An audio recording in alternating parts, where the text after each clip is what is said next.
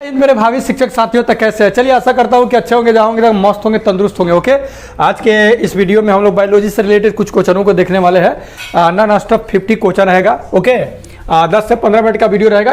ये देखते हैं, फर्स्ट क्वेश्चन आपके समक्ष है कि पौधे किस विधि से भोजन का निर्माण करते हैं। तो आपको पता होगा कि पौधा प्रकाश संश्लेषण क्रिया करता है और प्रकाश संश्लेषण क्रिया के माध्यम से क्या करता है, ये अपना भोजन बनाता है। ओके,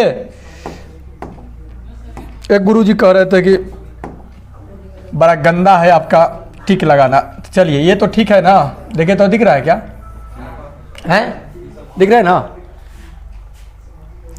तो सिंथेसिस की क्रिया के माध्यम से क्या करता है, प्रकाश यानी प्रकाश संश्लेषण क्रिया से पेड़ पौधे क्या करते हैं, अपना भोजन बनाते हैं और वे सुपोषी है। ठीक ना। अगला क्वेश्चन आपके समक्ष है कि मछली निम्नलिखित में से किसकी सहायता से सांस लेती है। तो मछली गिल्स से सांस लेती है। क्या चीज से लेती है, गिल्स से सांस लेती है। ओके, यानी गिल्स यानी इसी को गल्फर बोलते हैं। ओके, निम्नलिखित पादप अंगों में से कौन सा अंग श्वसन अंग है। पादप अंग है तब मतलब सबसे क्या श्वसन करता है।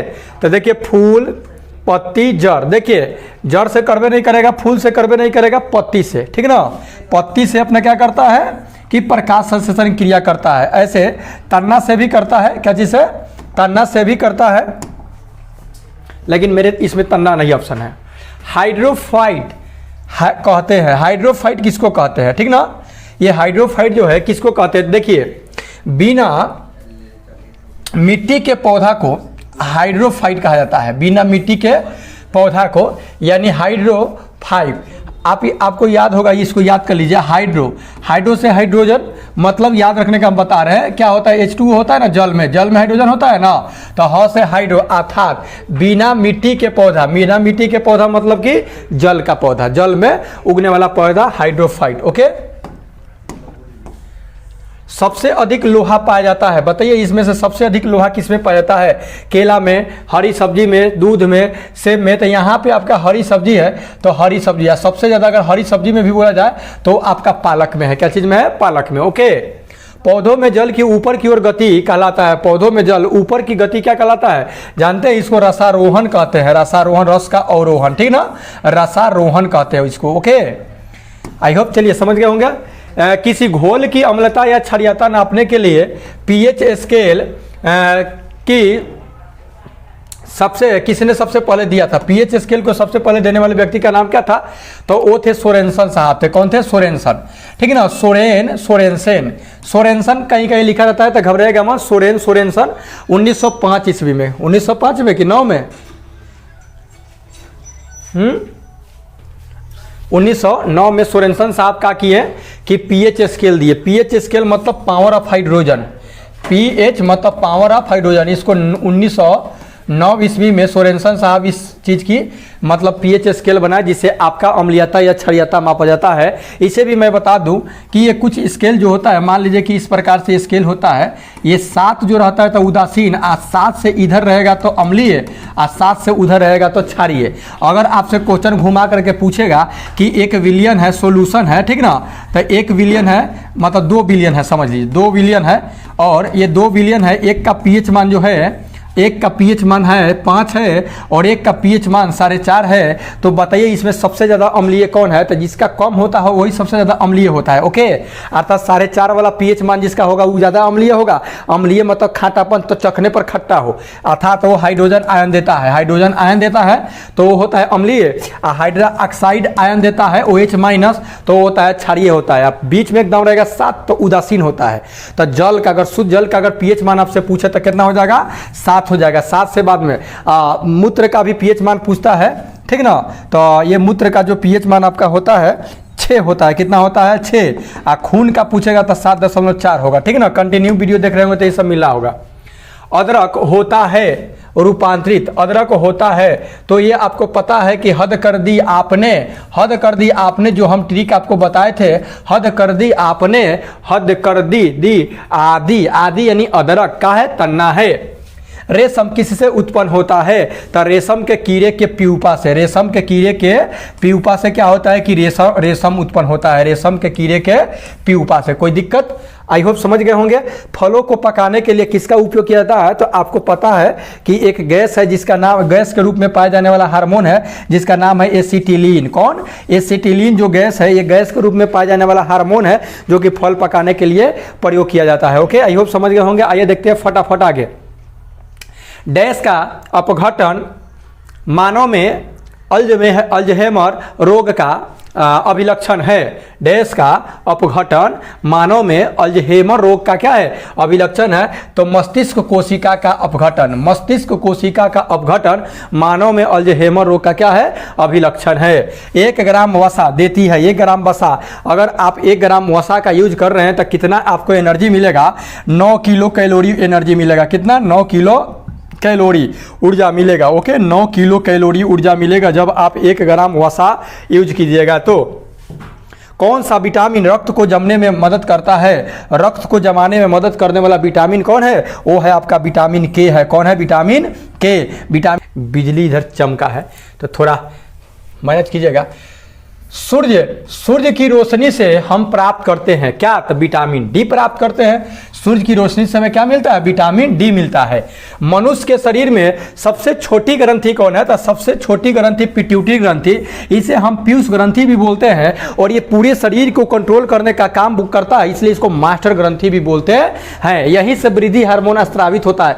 यहाँ होता है, यहाँ, ठीक ना। देखिए किसी को गोली मारता है तो यहीं पे मारता है कि एक बार गोली मारेगा तो खत्म, एक छटपटे वो नहीं करेगा। कहते कि मेन पूरे शरीर को कंट्रोल करने का काम यही करता है। तब पिट्यूटरी ग्रंथि यहाँ पे दिमाग में रहता है और ये क्या करता है कि पूरे संतुलन बना के रखता है शरीर को, जिसके कारण इसको और क्या कहते हैं? मास्टर ग्रंथि भी बोलते हैं। ओके, आज सबसे छोटी ग्रंथि है। आज सबसे बड़ी ग्रंथि कौन है? कमेंट बॉक्स में कमेंट कीजिए। शरीर में मास्टर ग्रंथि किसे कहते हैं? बस वही बात आ गया, फिर से दे दिया। इसलिए ज़्यादा किसी चीज़ का विवेचना नहीं करते क्योंकि हम क्वेश्चन वैसे ही लाते हैं जो कि आगे वो मिलने वाला ही रहता है। पिट्यूटरी ग्रंथि या पीयूष ग्रंथि, ठीक है। भ्रूण को भोजन किस माध्यम से प्राप्त होता है? तब बताइए, गर्भनाल से। गर्भनाल से क्या होता है? जो भ्रूण होता है, बच्चा जो पेट में होता है, उसको जो भोजन जो प्राप्त होता है वो किसके माध्यम से? गर्भनाल के माध्यम से पहुँचता है। शरीर की सबसे बड़ी हड्डी कौन सी है? तो शरीर की सबसे बड़ी हड्डी आपको पता है कि जांघ की हड्डी, जिसको फीमर बोलते हैं। क्या बोलते हैं? फीमर, जांघ की हड्डी। स्टेपस जो है या स्टेपी जो है ये कान की हड्डी है और ये सबसे छोटी हड्डी है, ये भी आपको पता होगा। मानव मस्तिष्क कितने ग्राम का होता है? तो मानव मस्तिष्क का जो वजन होता है लगभग 1400 ग्राम होता है। कितना ग्राम होता है? 1400 ग्राम का वजन होता है। क्या चीज का? मस्तिष्क का, मानव मस्तिष्क का लगभग 1.5 kg के लगभग। ओके, ब्लड बैंक, ये जो ब्लड बैंक जो है किसे कहा जाता है? तो ब्लड बैंक आपको पता है कि किसको कहा जाता है? प्लीहा को कहा जाता है। किसको कहा जाता है? प्लीहा को, यानी एस्प्लीन, एस्प्लीन उसी को लिखा हुआ है, ठीक ना। एस्प्लीन को क्या कहा जाता है? Blood bank.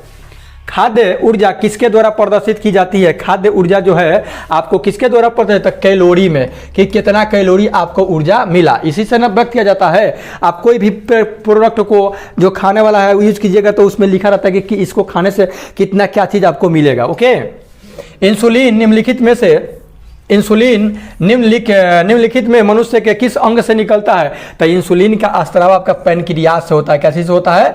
पैनक्रियाज से होता है। अब आपको बताना है कि इंसुलिन की कमी से कौन सा रोग होता है। इंसुलिन की कमी अगर होगा, कम मात्रा में ये इंक्रीज होगा तो कौन सा रोग होगा? पेसमेकर का संबंध है। पेसमेकर का संबंध किससे है? तो पेसमेकर का संबंध किससे है? तो हृदय से है। क्या चीज से है? हृदय से है। पेसमेकर क्या है? पेसमेकर, बताइएगा। निम्नलिखित में से कौन सा विटामिन जल में विलय होता है? तो जल में विलय विटामिन कौन है? तो जल में विलय विटामिन आपका या विटामिन सी है। विटामिन सी, विटामिन सी किस में मिलता है? तो विटामिन सी खट्टे पदार्थों में मिलता है, जैसे आंवला वाला में विटामिन सी मिलता है। या विटामिन सी का यूज अगर कर रहे हैं तो आपके दांतों का मसूड़ा अच्छा बना रहेगा। ओके, कौन सा विटामिन सबसे ज्यादा विटामिन सी का स्रोत कौन है? तो आंवला है। ये भी याद रखिएगा, विटामिन सी का स्रोत सबसे आंवला है। कौन सा विटामिन वसा में घुलनशील है? घुलनशील कहे या विलय कहे, बात इस सेम डिफरेंट इस तोनी मनी, ठीक ना। तो ये हो जाएगा आपका विटामिन के। कौन हो जाएगा? विटामिन के। ओके, विटामिन के जो है ये क्या है कि वसा में घुलनशील है। ठीक, अभी बताएं कि विटामिन के क्या करता है, तो रक्त को थक्का यानी जमने में मदद करता है। अगर कहीं कट जाएगा तो ये क्या करेगा कि इसी विटामिन के कारण क्या होगा कि वो जम जाएगा, जमने के बाद उसके बाद ब्लड बहना रुक जाएगा। एक शाकाहारी को अपने शरीर के लिए आवश्यक फास्फोरस कहाँ से मिल सकता है, तो जानते हैं फास्फोरस दूध से, क्योंकि दूध में हर चीज का मात्रा मिल जाता है। ओके, मानव शरीर के किस अंग में हड्डियों की संख्या सर्वाधिक है, तो मानव शरीर के सबसे ज्यादा अंगुलियों में हड्डी की संख्या ज्यादा है। किसमें? अंगुली में हड्डी की संख्या ज्यादा है। ओके, आइए देखते हैं आगे। प्रोटीन, ये जो प्रोटीन है, ये प्रोटीन क्या है जानते हैं? पॉलीपेप्टाइड है। ये प्रोटीन क्या है? पॉलीपेप्टाइड है प्रोटीन आपका। ओके, निम्नलिखित में कौन सा विटामिन यकृत में संचित किया जा सकता है? यकृत यानी लीवर में किस विटामिन को संचित किया जा सकता है? तो विटामिन ए को। ये विटामिन ए किस में मिलता है? तो गाजर में मिलता है।